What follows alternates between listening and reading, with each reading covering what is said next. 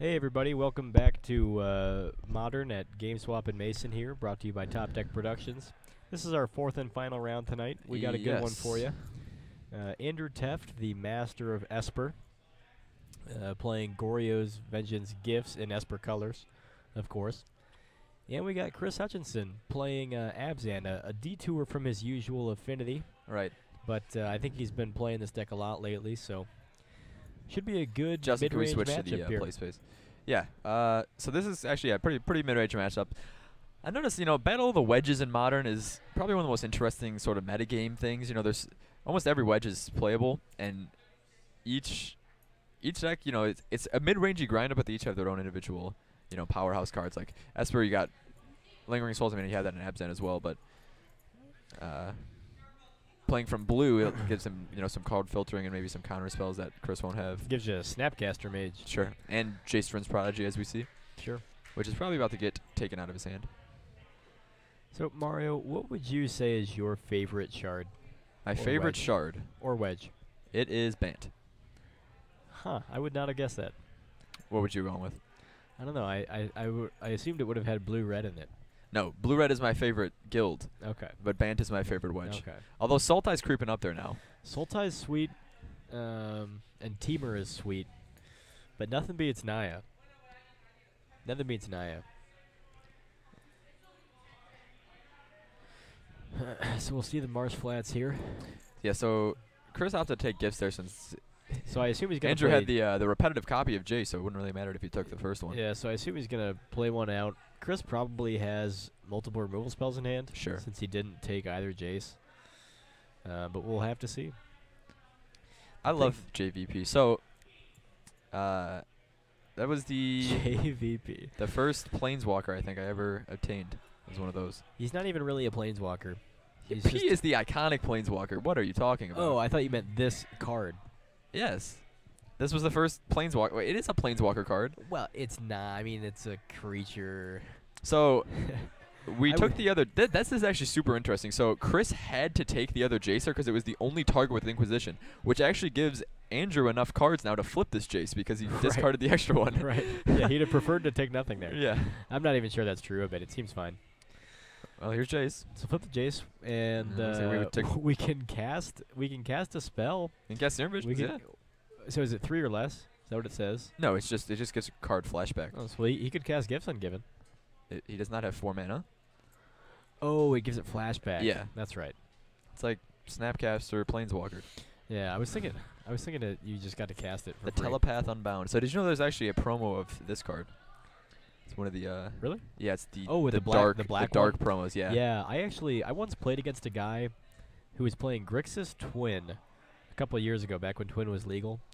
I was playing in the PPTQ, and this guy had an entirely black deck. Was it only Planeswalkers? It was really weird. He had nothing but black JVPs. He had like full art lightning bolts and full art cryptics, but they all had like smoke. Smoke on the front side. Yeah, that's weird. And it actually made the lightning bolts and cryptics full art look really cool. But yeah, it was a very interesting deck to play against. That's cool, yeah. And I estimated its value at about $5,000. Yeah, it seems correct. It doesn't give it flashback; it lets you cast it from the graveyard. Okay, so it's a little bit different, I guess. But you have to pay its mana cost. You do, yes. You cast it. I wonder why it doesn't say flashback. I think it's because flashback was not a keyword in the Origins block. So they only use, the keywords that are like... Yeah, that could be, except for that flashback has become one of the, ubiquitous keywords that... Yeah, I don't know. There's a lot of weird things like that, though. Sort of like how Menace, Menace was like a Battle for Zendikar thing, but now Menace is everywhere. Well, now it is, yeah. But that's when something becomes a keyword. Yeah. Oh, you can use alternate casting costs. Oh, with Jace. Okay, right. Yeah. Sure. Yeah. So flashback and is an alternate casting cost. CMC would be reduced if you had like another a Right. Goblin Electromancer in play or something. That's a good point. Yeah. So you can't use different alternative casting costs in tandem with one another, and flashback is an alternative. So you can't, for example. We're reanimating Jace. We're refreshing our Jace. Get another loot in. Well, seems good. this scavenging is going to be very, very low on power if we have to. Oh, no, I guess he probably minus the first one. No, he didn't. He lost it. Okay. So we'll see. Guessing. Yeah, we're going to get collective brutality back. Yeah. Kill ooze seems good. Oh, baby.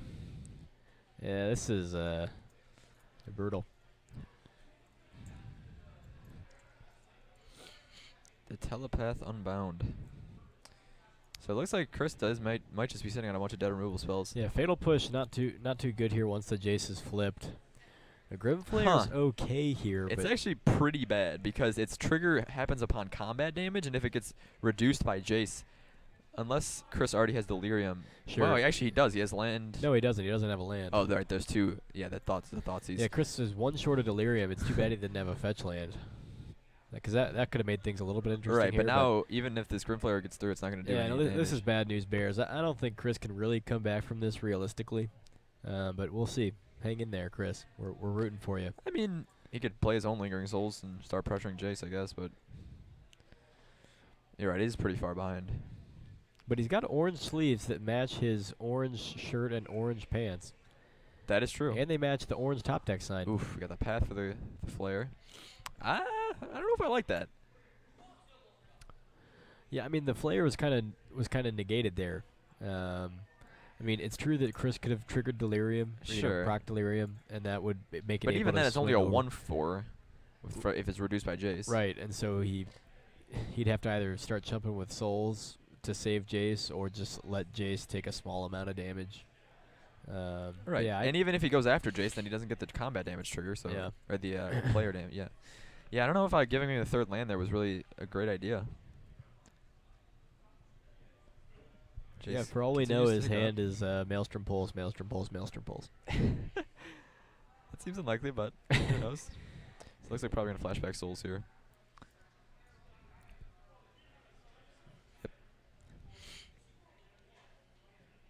That seems good. Oh, so Andrew has the dark lingering souls there with the special alternate art border. Oh, that's pretty cool. Hey, thank you, Vinicius Bizarro. That sounds kind of Italian, but kind of like a clown name, like an Italian clown. If I were an Italian clown, I would be Vinicius Bizarro. It's another Scoos. Cannot leave up any green mana. Man, Scoos just... Both these scavenging oozes from Chris have been late to the party. The first one is unable to eat any Jaces. Yeah, I think Andrew the second has one this. can't eat a Souls. Andrew has another Souls in hand or an Abzan. I wouldn't play the other Souls just in case you run into a Maelstrom Pulse. Yeah, I agree. And Abzan's pretty good here anyway, so...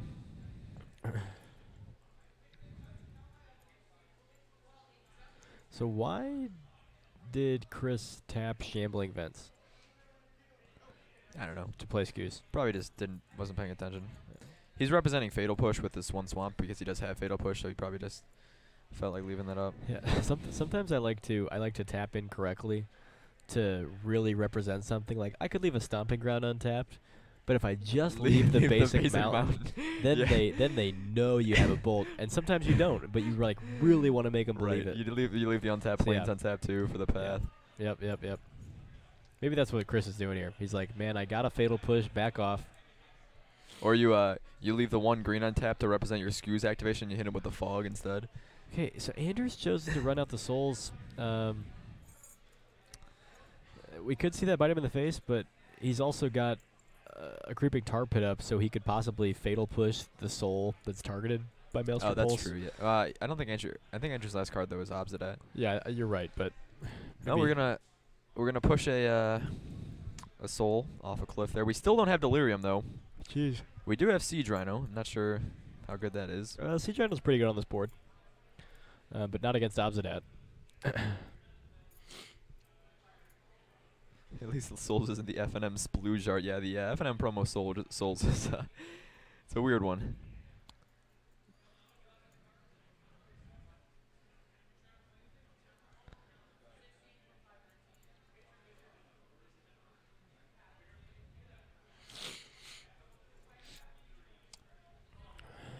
Man, not being able to get Delirium has been so weird for Chris's deck. I feel like that's not something he usually struggles with, but... He just hasn't had a fetch land. Yeah. These have been basic plains, basic swamp, overgrown tomb, shambling. Maybe he attacks in there with the creature land, hoping that yeah he gets killed. Yeah.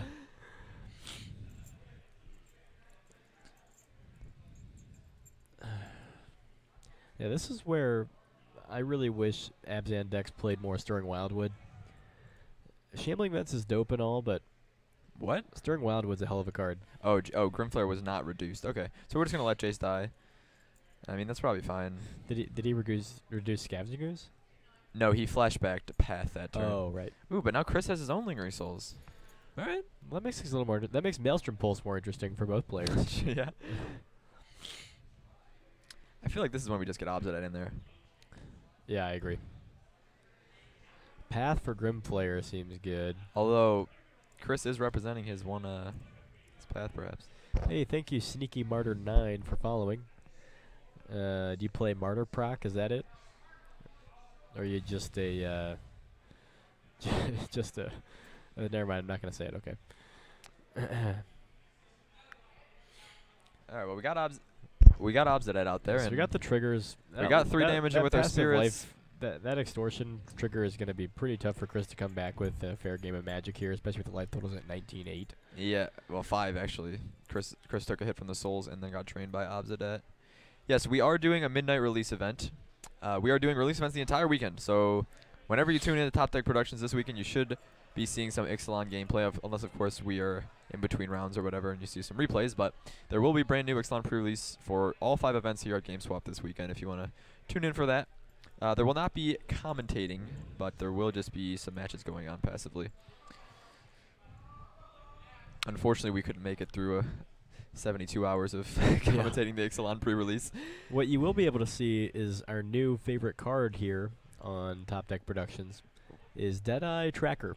That is not our new favorite card. No, that is. We agreed on it. Deadeye Tracker is sweet. And it's not even called Deadeye Tracker. Yeah, it is. No, it's Deadeye Navigator. No, Deadeye Navigator is an EDH card. Oh, you're right. I'm sorry. Is it Deadeye Tracker? Yeah, correct. Yeah, it's Deadeye wow. Tracker. I'm never wrong. No. Deadeye Tracker, for those of you who don't know, is basically a new Deathrite Shaman. It's like stapled a bad to Scoos. a Grimflayer, stapled to a Scoos, stapled to a Grim Lavamancer, stapled to every Jund card you ever wanted. All in one little package. It's a little bit all worse. in one terrible creature. The power level is actually pretty high for standard, I think. Yeah, for sure. Deadeye Tracker. Is that what you said? That's what I said. Okay.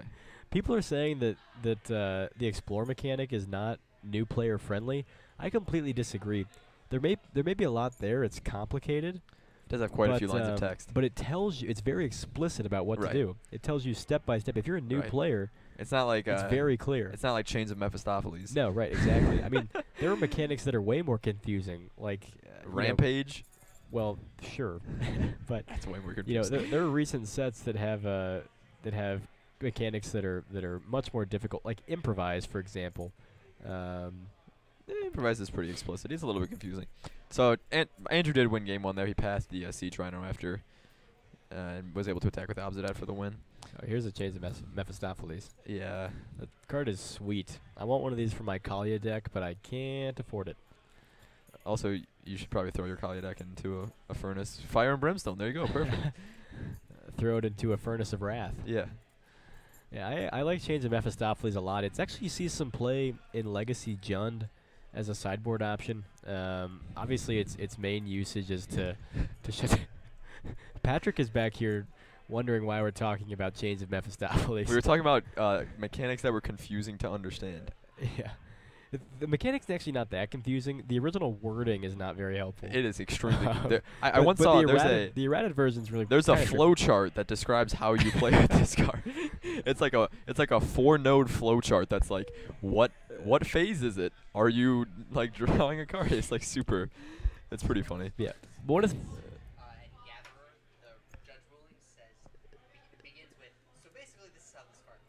Oh yeah. There is an explicit description of how it works on the Gatherer. Yeah, I love Gather. Gather has some really good nuggets in the comment sections and in the rules sometimes. Change is the only Magic card that gets easier to read with the flowchart. Yes, that is true. But yeah, for those of you who don't know, Chains of Mephistopheles is actually it's a competitive card in some legacy decks because It's really good. Oh, here against we got the like picture. cards like Thank you for posting this flowchart in the chat for us. So we'll take a look at it. Oh yeah, if a player would truck. Is it your truck? Can we get this flowchart? Oh, it's in chat. Yeah, That's hilarious. I've never seen this. it's a cool alternate art. It is cool. That's pretty dope. I like the original one because it looks very like archaic. Like it looks like it came out of like a Man, that is a nice medieval flowchart. grimoire era book. But that's pretty cool too. So as for this matchup, I mean it's pretty straightforward. Mid-rangey grind-up match. Yeah. Andrew probably wants counter spells that interact with what Chris is doing because that's the advantage he has that Chris doesn't. And Chris probably wants Maelstrom Pulse and Knight of Souls Betrayal. Yeah. There we go.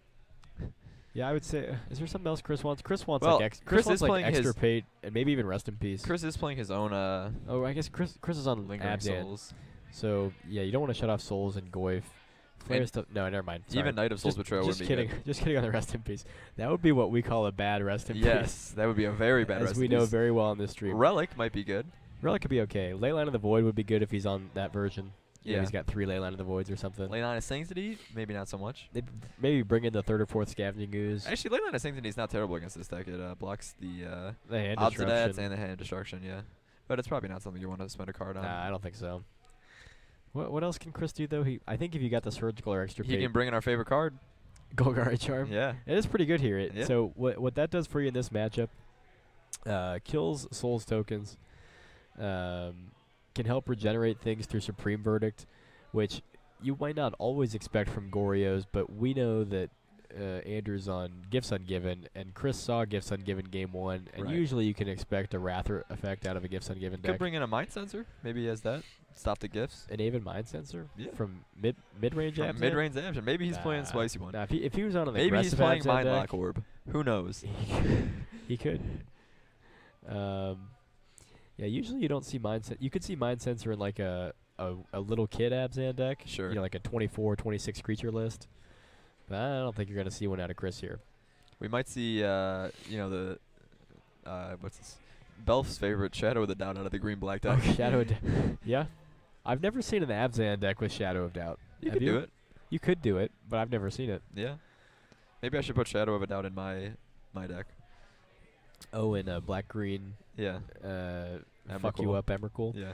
Yeah, Mario and I were playing some Modern before this match. Actually, I was playing Kaliev the Vast EDH I was playing Modern. against his Modern deck. He was playing black-green Emrakul, where the goal is to cast a turn 4, turn 5 Emrakul with Traverse the Ulvenwald and tribal cards in your graveyard.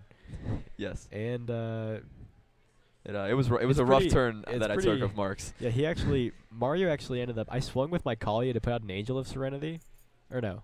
Yeah, well, you did do No, that. no, I no. did that Yeah, as you. Mario took control of my turn, because I swung with Kalia to put out Iona, but I couldn't name colorless, so he just cast Emrakul the next turn, and then so he takes control of my turn. Then he swings with my Kalia, puts out my Angel of Jubilation, Serenity. my Angel of Serenity, exiling my own. All of his creatures. Exiling my own Kalia and my own Iona, and then with its triggers on the stack, he uses my own Mortify to blow up The my Angel of Serenity. meaning I permanently lose. Yeah. That's the old Oblivion Ring trick. Yeah, the Oblivion Ring, Tidehollow Scholar Resto trick. I permanently lose my whole board. It was sad, folks. We the end was promised. Yeah, that's for sure. So I think Andrew might have mulled a 5 here. No, 6. All right. I think Chris kept a 7. Yeah, he did. And on the Blooming Marsh, Nile Spellbound. Nile Spellbound's That's a pretty very Yeah. good turn 1 play. That's not what Andrew wanted to see. Definitely not. You can play around it though, but definitely a good start for Chris. Probably the best 1-drop he could start with here. Well, interestingly, it's actually not too good against the Abzadat plan. Because once Abzadat's out there, it doesn't return to the graveyard. It goes to exile. Sure, but that's going to take him 5 mana. Right. Andrew's deck does not function too well through Graveyard Hate. I mean, it's a Snapcaster, Gifts, Lingering Souls, Reanimator deck. Yeah, that sounds like a lot of things you want in the graveyard Yeah. for. Tell me about it. Does this list run Noxious Revival? Andrews? Yeah. No. Okay. I suppose you could, but no. Yeah, just as a way to get something back. But I guess you have Unburial, right? So you already have your graveyard. Yeah, there are really Value. two Goryos Esper decks. There's the Gifts Ungiven package deck, which plays like you might expect with gifts. And then there's the pieces of the puzzle deck. And that one's a little bit different. It's a little more streamlined, a little less clunky, but less options and less late game value. Yeah. And then less gimmicky stuff with like Unburial Rights, Iona, Elish. Sure, yeah. But the pieces of the puzzle deck's pretty cool too. But Andrew really likes this gifts deck. It really opens up a lot of options. Gifts is a sweet card. Yeah, it's one of the very skill intensive, most difficult cards to play and to play against. Yeah, certainly. Beautiful Magic card. I like it a lot. I also really like the new, mediocre Gifts Ungiven / Factor Fiction. It's like a 4-drop uncommon from one of the newer sets. I think it's like a Sphinx's card from Amonkhet. There's a Sphinx from our Devastation that Factor Fictions when it enters. Well, that too, but not that. This one had a like a media promo. Fortune's Favor? Yes. That card is not anywhere close to Gifts or Factor No, Fiction. I know. It's like it's bad, but it's super cool. It is cool, what Fortune's Favor does, it's kind of like... It's Factor Fiction, but your opponent chooses which pile to give you, basically. In other words, basically, Fortune's Favor is like playing... It's like playing the game from The Princess Bride. It's like it's like a battle of wits. Yeah. It's a literal battle of wits, way more so than the actual card Battle of Wits. Yes. Can we get Fortune's Favor up on the screen? I don't think Andrew's hand is very good. He has Path, but Path is good for. He also has here. Elish Norn and I think Abzan in hand. Do we have the Blossoming Defense? No, we aren't. That would be pretty deep out of the Abzan deck. Yeah. Is our stream runner not present? Can we get Fortune's Favor? You really want to see Fortune's Favor? I really want to see Fortune's Favor. It's for those of you who don't know, it's like a super cool card. The regular art is better than the promo art. I like both arts. Yeah, this art is much better. I'm actually putting this in my EDH deck, my blue-red EDH deck. I don't like that it's cool. I don't like that it says target opponent. Wait, how? What? You would have to guess target opponent. I wish it said each like opponent. Each opponent. That would be insane. Then I would play it in my EDH deck. Yeah, each opponent. Draw. No, there's draw a card. like There's a card similar to that. It's called Manifold Insights. It's from Commander 2017. Do you really get to like mini Factor Fiction for all your? No, opponents? it's reveal the top 10 cards of your deck, and then each opponent chooses a non-land card to give you out of those 10. Yeah, so like I said, Fortune's Favor, you sort of get to arrange the glasses, sort of like in The Princess Bride with Vizzini. Yeah. If you don't know the reference, I apologize. I'm rambling. That is certain. So Scavenging Ooze did get Path, and now Chris has a Grimflare to follow it up. Oh, Manifold Insights. I haven't seen that. Yeah, was printed in the Commander. Yeah, I tend to really dislike like Commander-only printing cards, but that one seems pretty cool. Now there's a very interesting card coming out here in Ixalan. It's a Factor Fiction effect, but it's a 7-mana sorcery, and you choose 5 creatures in graveyards, and then your opponent separates those cards into 2 piles, and you get one of the piles to reanimate. I saw that. It's called Boneyard Parley. Yeah, it's Boneyard Parley. One of the new inserts. It's a beautiful name for the card, too. Yeah. So we'll see the souls come out again with a black border from Andrew. Chris, again, very far away from Delirium. Well, not that far away. He can put Spellbomb in his yard. I think Chris should pop this Spellbomb right now. I know Yes.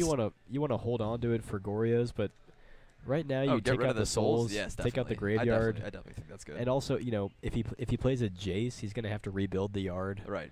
It also does give you an artifact for Grimflare, Yeah. which is not irrelevant. Sure. And then you get to draw a card. Yeah. I think you definitely pop. Yeah. So here's our new Boneyard effect. Parley. Boneyard Pretty sweet. Parley. What's the new card? It's like plank negotiations. Or Walk the plank. No, not that. Oh. What's the one where there's like a pirate, holding a sword to someone, and it's like something negotiations. Sword point diplomacy. Yeah, sword point diplomacy. Yeah. Yeah. That card looks sweet. Yeah, that's also an interesting one. There's some pretty flavorful pirate cards. If I may. My goodness. All right, I'm done. I gotta leave. Lily of the Veil, that's actually really good against Lingering Souls. We did not pop our Spellbomb, though. I really think you want to pop it. I mean, I know it's tempting to hold on to it here, but I think you just go for the straight value at this point, and it's at this point it's guaranteed. And we were leaving this one black up.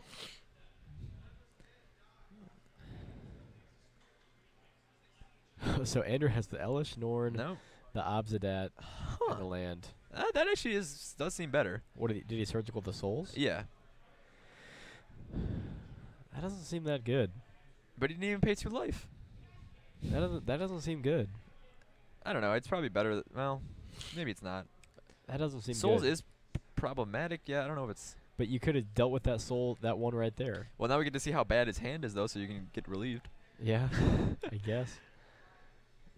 I suppose it'd be tough for Chris to lose this one. I think with Andrew stuck on lands and having a mediocre hand like this. Yeah. 4 lands, Abzan, Ellis Norn is not where you want to be. Certainly not. But I would have just popped the spell bomb. I mean, because on the off chance that you were gonna take a Lingering Souls out of his hand, and that would have been great. But you didn't have that knowledge. Right. So. Did we? All right, we got all of them, I guess.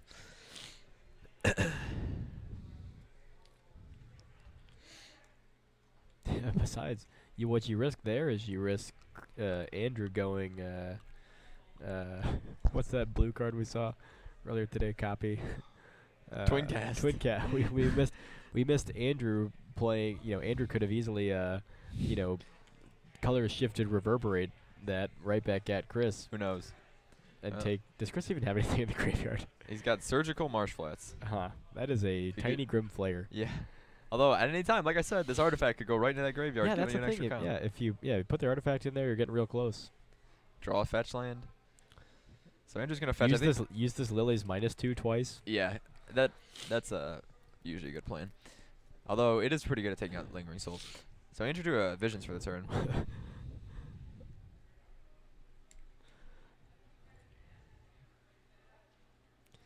Can Andrew beat this Liliana Ultimate? Nobody can beat the Liliana Ultimate. You can beat it. Some decks can beat it. Actually, combo decks can beat it, but you can also beat it with like Thundermaw Hellkites and Baneslayer Angels. I once won a standard match where my opponent ultimated Liliana in both games 2 and 3, and I won the overall. I won both of those games. Was it because of the Scarab God? No, it was. I was unbanned. I was on banned spirits. Oh. I snuck out a win with your 4 mana 6 powered instant speed. I think one of them was Guardian. I think one of them was that I stifled a no. He missed the trigger once, which let me win the game 2. And then I think I stifled one with a Nimble Obstructionist. No, I wouldn't have had Nimble Obstructionist at that point. I don't know what happened, but somehow I then also won game 3. Maybe he was just too low. Wait, you stifled the creation of the emblem or one of the upkeep triggers? One of the upkeep triggers. It's a end step trigger, but. I don't actually think I did that because I don't think I had Nimble Obstructionist in the deck yet. But it is possible to win through that, although very difficult. What's Chris's draw for the turn? I did not get a good look at it. Looks like a Tide Hollow Sculler, but that can't be right. Probably not. I think he had more souls or maybe a path.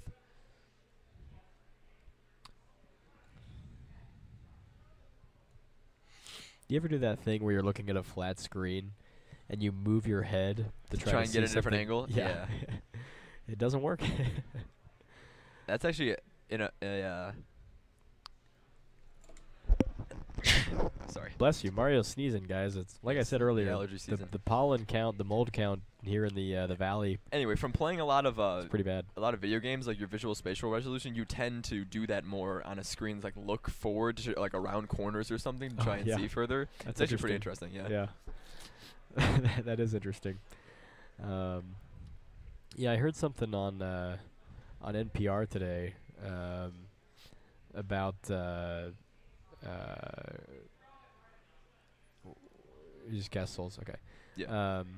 Heard something on NPR about the development of language and colors and how different societies name colors and how many types of hues are identified by any given society, as part of their linguistic tradition.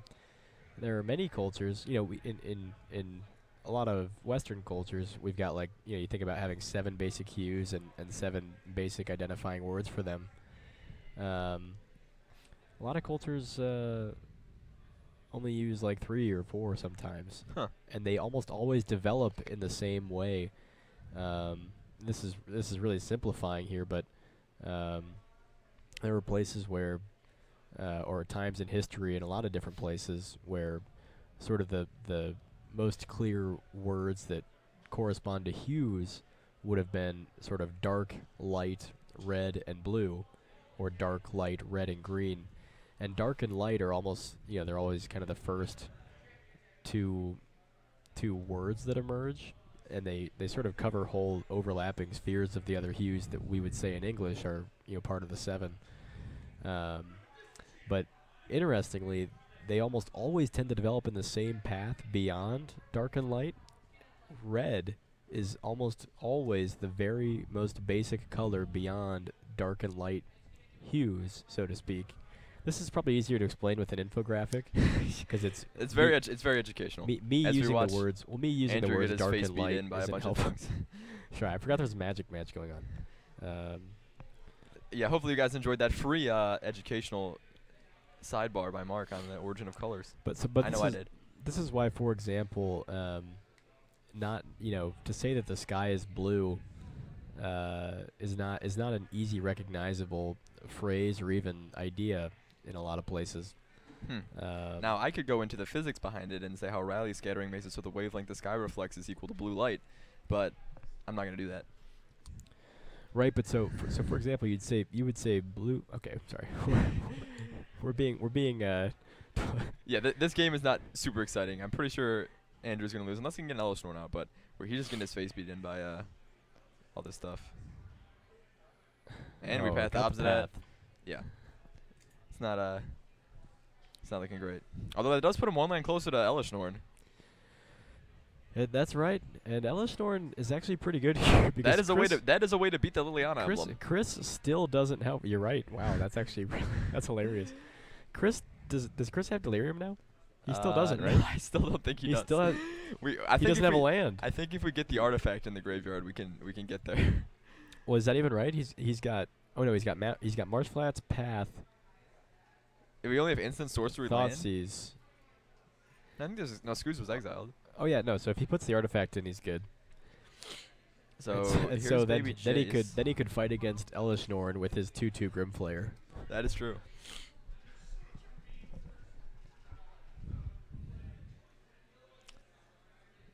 Although Andrew is only at 10. So we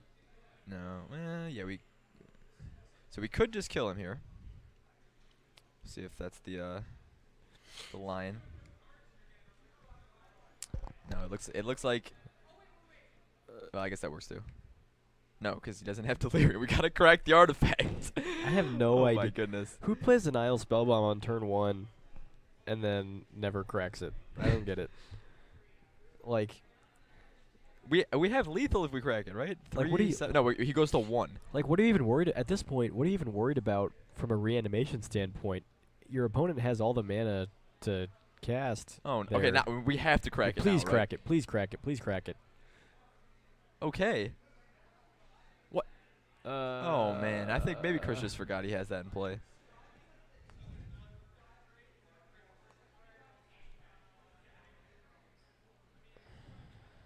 We're gonna. What is that? Well, it stops him from transforming into a planeswalker. All right. That's a little loose. Although, okay, well that was a tap land. Okay, well. You gotta discard our tap land so we don't discard Elishnorn. But I don't understand. You could have the Jace could have just been exiled. So I guess Jace dies now? Because it's declared as a blocker? Wait, no. Doesn't now Spellbomb exit target graveyard? Yeah, just one graveyard. Yeah, Chris, your graveyard's not exiled, bud. Hold up. It's not a relic. All right. And he caught it. So, yeah, so if Chris would have just responded. Wait, so this means that Grimflayer did have Delirium before damage it. Yeah. Yeah, I mean, Chris's graveyard was never exiled. Right. If Chris would have just used Nile Spellbomb in response to the Goryos, Jace would have been exiled altogether.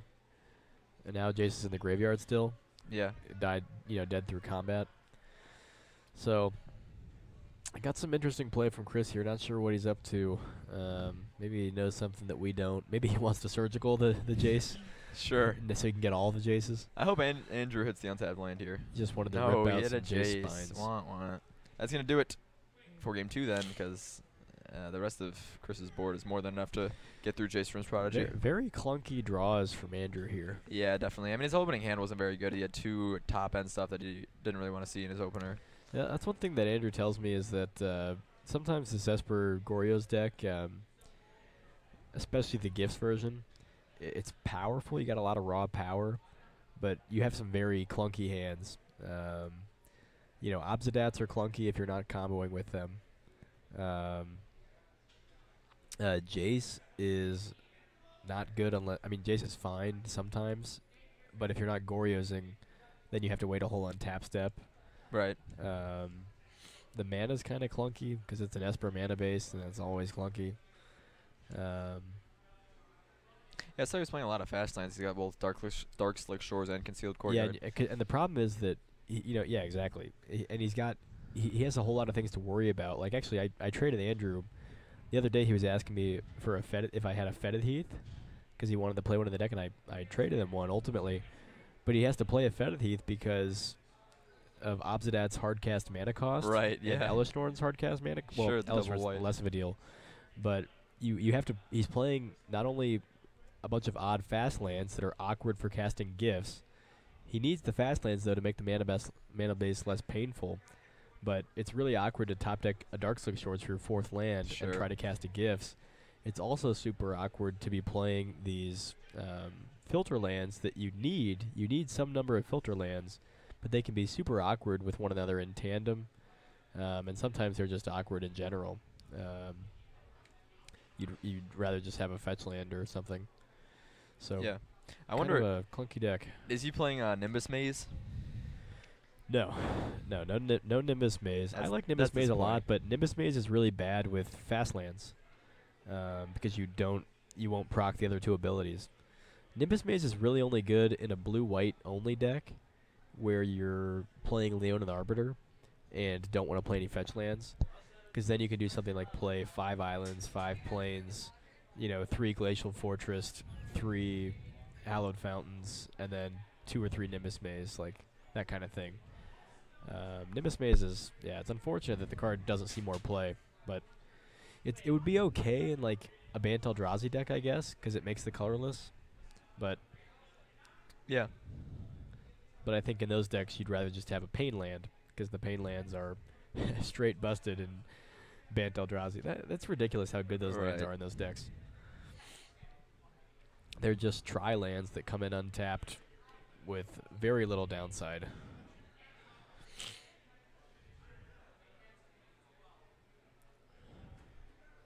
So it looks like Andrew's taking a mulligan here, which he did last game, and it didn't pan out very well. I would, if I were playing Bant Eldrazi, I would totally try out the Nimbus Maze.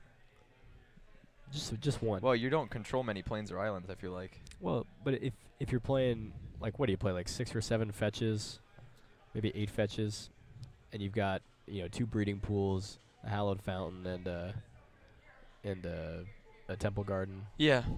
And then a bunch of pain lands and I think you could play in temples and so forth. Maybe. Folks, what do you think? Is there anybody that plays Bant Eldrazi in chat? Would you play a Nimbus Maze?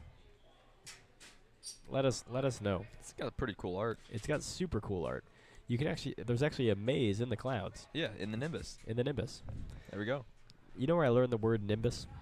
In 6th grade science. I learned it far before then, like many people our age, watching Dragon Ball growing up. Huh. Goku rides a cloud that I think its name, yeah. its literal name is, it's a living creature. I think also a lot of people probably learned it from Harry Potter, because one of the brooms is called the Nimbus 3000 or something like that. Right, but that's from what, like the 4th book, like the Goblet of Fire? I have no idea. See, that came out way after Dragon Ball. Yeah, definitely. Dragon Ball is the OG way to learn about the word Nimbus. If you say so.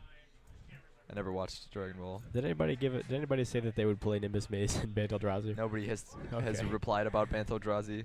Is there even land choices? Are there even people in this chat, or? Yeah, there's some very. I guess says he would not play Nimbus Maze. He said he wouldn't play it. No. Not even just one.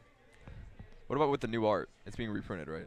I don't know if it has new art, but. I don't think it has new art, but maybe. Oh well, I guess they gave Horizon Canopy new art, so it probably does. Perhaps. So Andy led off with the Serum Visions here. Nimbus Maze is Awk and Bans Eldrazi. Yeah, Nimbus Maze is probably Awk anywhere because it's just really weird. Yeah, like I said, really the only place I can see it being played is in a blue-white Leon and Arbiter deck, which there are some. You know, blue-white Hate Bears has been out there for a while. You play Thistledown Liege and Judge's Familiar. Or you play Afera, God of the Polis. You play it in your blue-white Boggles decks, then you can cast Warping Whale to counter your opponent's wraths. Holy shit. That's the best thing I've ever heard. Next level. Or you just play like a bunch of totem armors. Or like that. the deck actually does. Sure. What if they hit you with the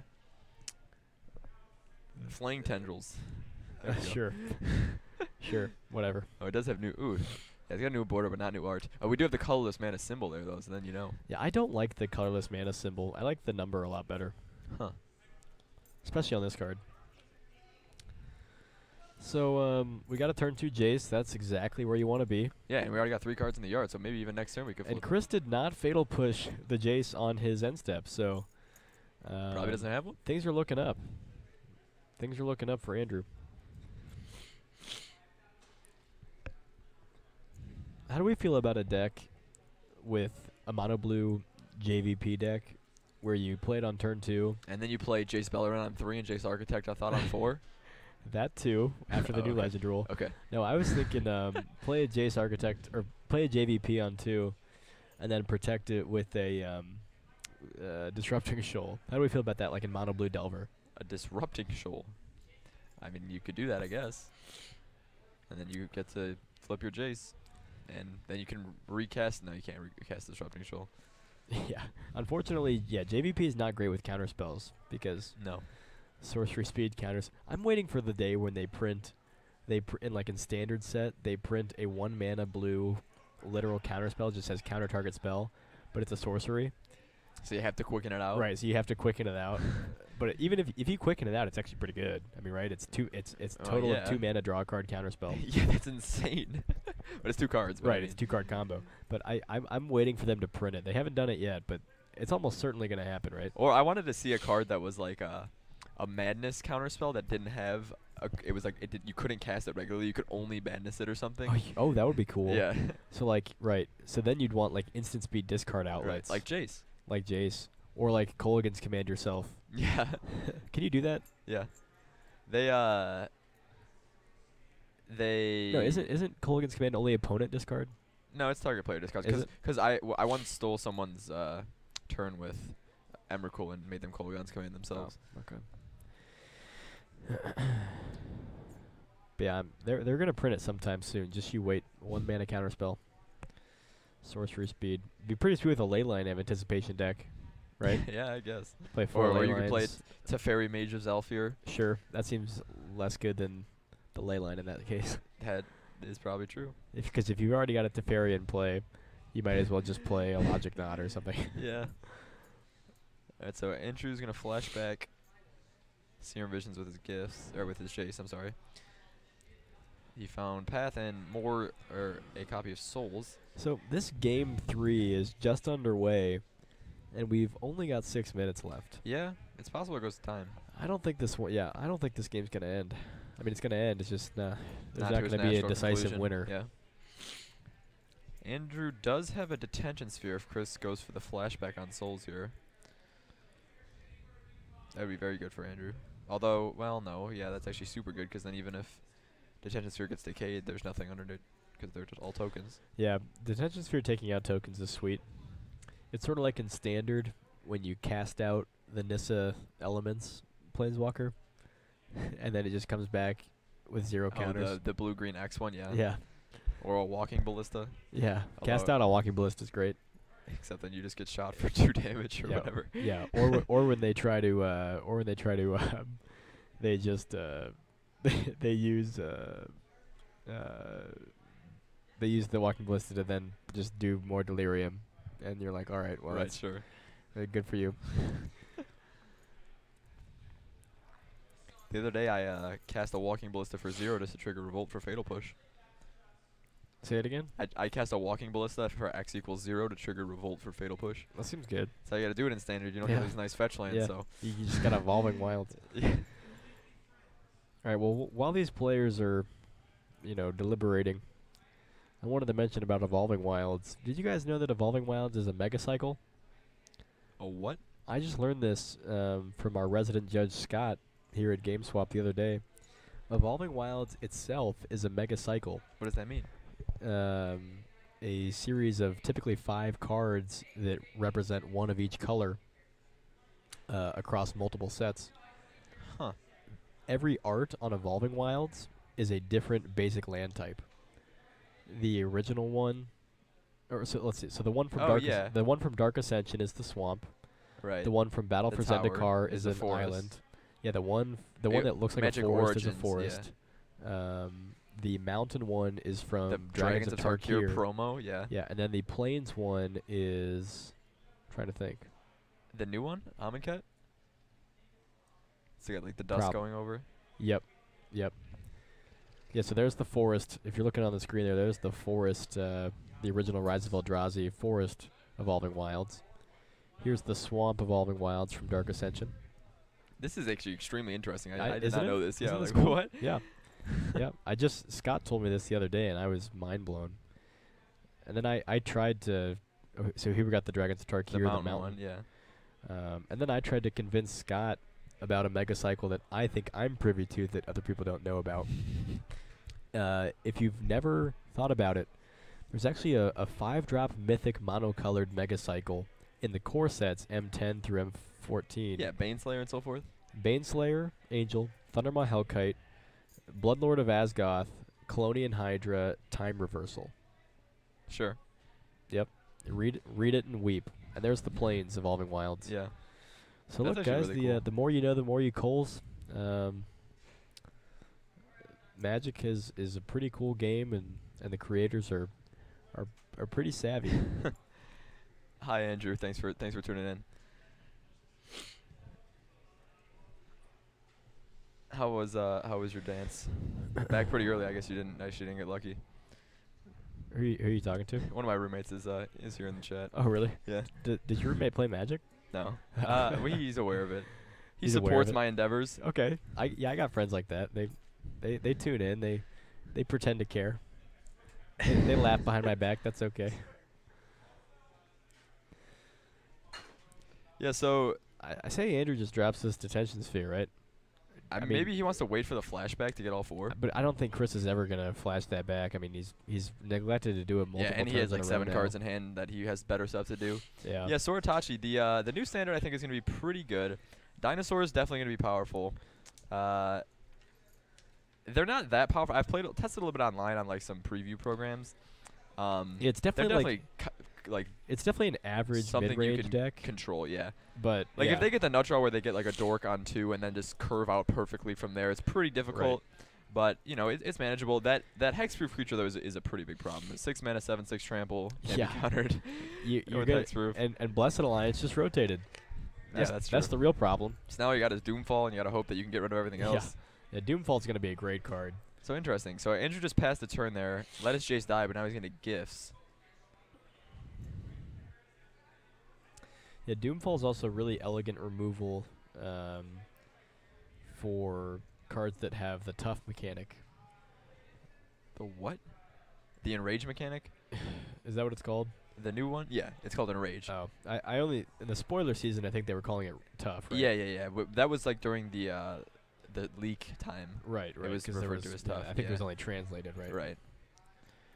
Yeah, I was kind of mad when I remember seeing Enrage. I thought it was weird because Enrage, I believe, is what the mechanic is called in Hearthstone, and they sort of. Oh, it's a similar effect. Yeah, it's virtually identical, kind of. Enrage in Hearthstone is. Enrage in Hearthstone is more like transform in Magic, but the condition for every Enrage card to transform is to have taken damage. And they use the exact same word, so I thought that was a little weird. Interestingly, Hearthstone actually came out with cards that care about dragons, like holding dragons in your hand, right after the Dragons of Tarkir block came out. Wow, I did not know that. Yeah, That's funny. like Dragons of Tarkir came out, and we had cards like Draconic Roar and Foul Tongue Invocation. Foul Tongue Invocation, cards that cared about you holding a dragon. Silumgar's Scorn. Silumgar's Scorn.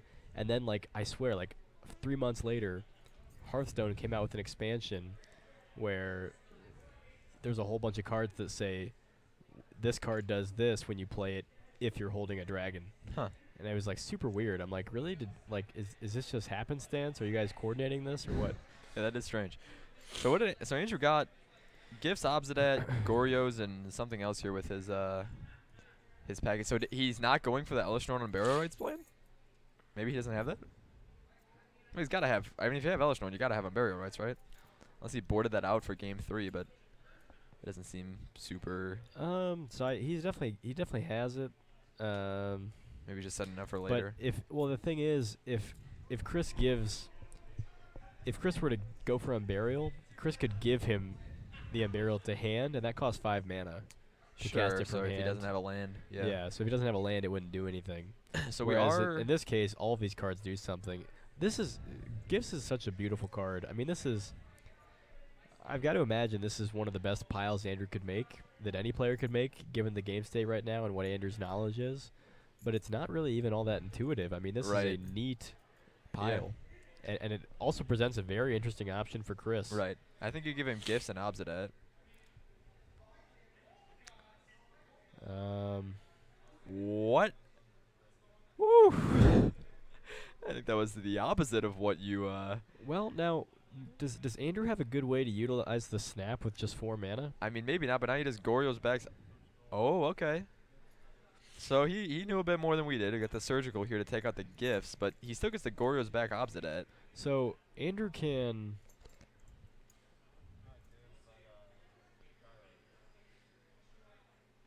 So Chris is selecting Goryo's Vengeance, but that means Andrew can just Snapcaster Goryos here.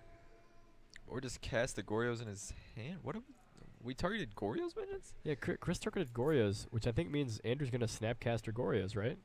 Yeah, I guess. Or does he just Snapcast, or does he just Goryos? Yeah, you probably just Goryos so you don't waste your Snapcaster.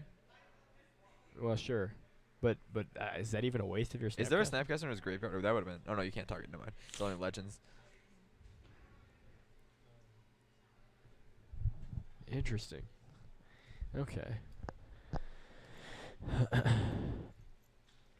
Folks, did we mention that we're in turns? And I'm not sure if we actually are. I think they got a time extension because they had to move to camera. Well, either way, we're almost in turns. We're almost in turns. And there's no way this game is going to actually come to a conclusion. Yeah, it seems unlikely. I mean, unless Abzan just gets in there a few turns in a row, but it's not a... Okay, well, this is accounted with the time extension, so we are actually in turns, yes.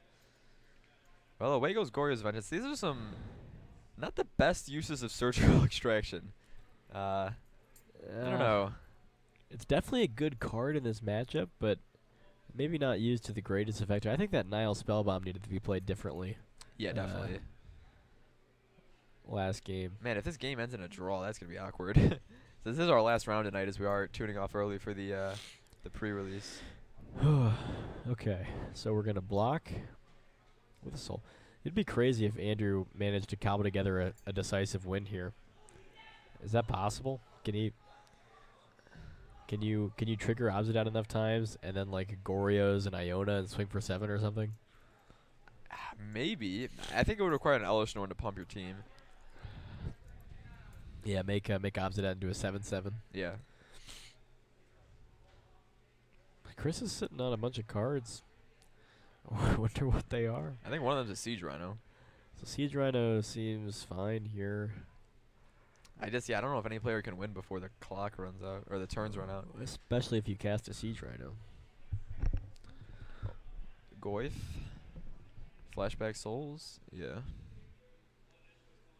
Alright.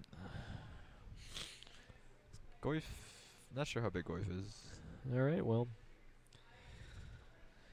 Are we allowed to stop watching now? There goes Goyf.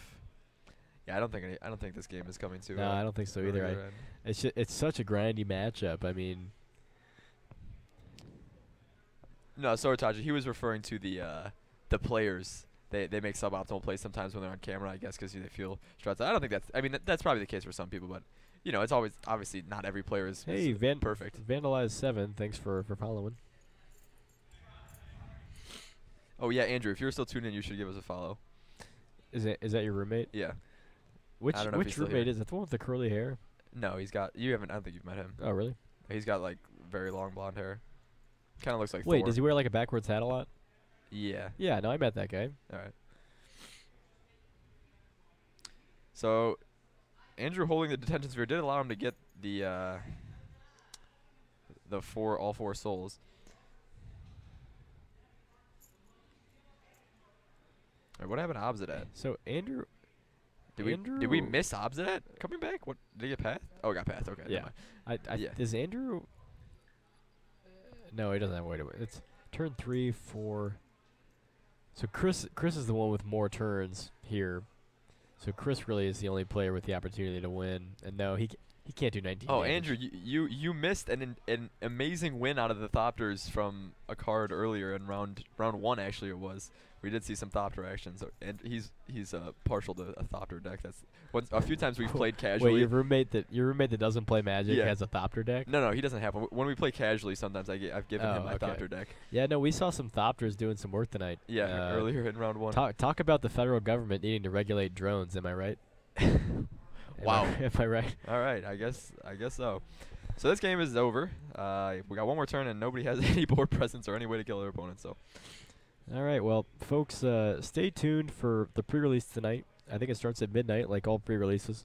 Yes. Which is in an hour. We're probably not going to play in it, so. No, I will be in the one tomorrow at noon if you want to maybe watch me. I don't know if I'll be on there. I might play in this one. Probably not though. If you do see me on camera playing, I'll almost certainly be drafting green. You don't even get to choose. Well, you'll make a green deck no matter what. Yeah, I'll almost certainly. My limited pools in sealed are almost always. They're green. always green. Okay. I've been known to play blue-white flyers, and I've been known to play control in sealed formats where control is actually good. But when it's not, we just play green. Okay. We play green. Well, green is probably pretty good in this since there's all those dinosaurs. No, yeah, I agree. I mean, if you open the 7/6 trample hexproof, it's kind of like GG. Yeah, I'd say. I don't know if there's any sacrifice effects in the. Yeah, green X fuck you up is the name of the game. Wow. So. So the players are screwed with their cards. So the game does end in a draw, unfortunately. Both two grindy decks just couldn't finish in the end. So as we said, pre-release will begin at midnight here. So.